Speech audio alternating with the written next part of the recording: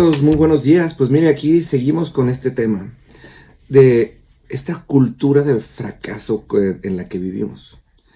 Siempre tenemos esa conciencia o esa idea de que el éxito es solamente para algunas personas. De hecho, hay gente que incluso se atreve a decir que hay personas que son más cercanas o más lejanas a Dios. ¿Sí? Hay personas que se atreven a creer eso. Cuando Dios dice que Él es omnipresente, Él está en todo lugar. Lo que pasa es que nosotros de repente nos decidimos cerrar a eso. Y hay personas que nos gusta, me considero dentro de ellas, controlarlo todo. Y por eso nos cuesta mucho trabajo darle entrada a Dios, a ese espacio en el cual estamos luchando todo el tiempo, luchando y luchando, luchando todo el tiempo, cuando no deberíamos de estar luchando. Había un ciego, hay un pasaje en la Biblia muy interesante. Había un ciego que lo había intentado todo, ¿sí? Y un día se encuentra con Jesús cara a cara. Y Jesús le dice, ¿tú crees que yo puedo sanarte? Y le dijo, sí, sí creo.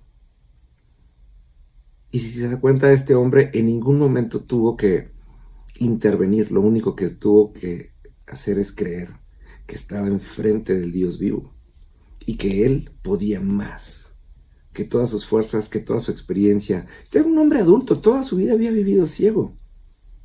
Pero un minuto delante de Dios eliminó toda la cultura de derrota, de fracaso que había en este hombre. Qué interesante, ¿no? Hay veces que nosotros necesitamos encontrarnos no con nuestras emociones, sino encontrarnos con el Dios vivo.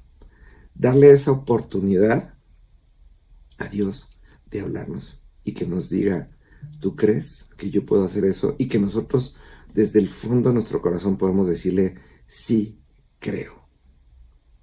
¿Cómo creer en Dios? Pues conociéndole. ¿Y cómo conocer a Dios? Dice la palabra que la fe viene por el oír y el oír la palabra de Dios. No hay otra manera de conocer a Dios más que conociendo por medio de su palabra. Porque su palabra nos va a empezar a abrir una dimensión en donde nuestras oraciones van a empezar a tener sentido.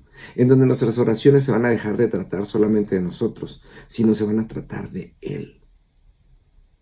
Y cuando hagamos eso, empezaremos a tener una conversación, un diálogo, donde Él habla, nosotros escuchamos, donde nosotros hablamos, Él escucha, y donde podemos empezar a discutir las cosas que sabemos de Él, y Él nos va a revelar cosas grandes y ocultas que no conocemos, como lo promete en Jeremías 33:3. El tema es ese. Estamos tan gobernados por nuestra cultura de fracaso que nos cuesta mucho trabajo el soltar las cosas que podemos controlar. Pero ¿qué pasaría si un día dejamos a un lado lo que sabemos, lo que somos, lo que entendemos, y simplemente nos dedicamos a ir delante de Dios? Fíjese, le hablaba hace un par de semanas acerca de la necesidad de tener un altar, un lugar en donde encontrarnos con Dios, un tiempo reservado para encontrarnos con Dios. ¿Qué pasaría si nos atreviéramos y nos encontráramos con Dios de esa manera como Él espera que lo conozcamos y que simplemente pueda Él ser en nosotros? Ya no, deje usted el hacer, ser en nosotros, y que transforme la manera en la que entendemos nuestra vida, que transforme la manera en la que hacemos las cosas y que transforme el efecto que tenemos en el mundo todos los días. Necesitamos borrar la cultura de fracaso. Hay veces que pareciera que no, pero fíjese, el otro día, hace un par de años, me tocó ir a un retiro bien interesante de puros directores y dueños de empresas, pura gente empresaria.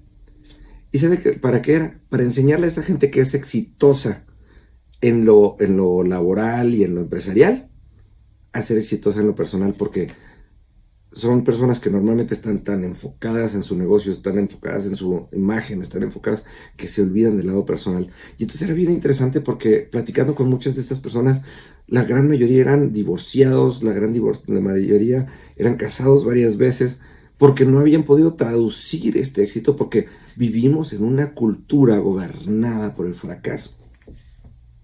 Pedro se lo decía ayer. Pedro, el mismo Jesús, le dijo, Tus emociones y tus muchas ganas no te ayudan de nada porque en menos de lo que canta el gallo me vas a negar 3 veces.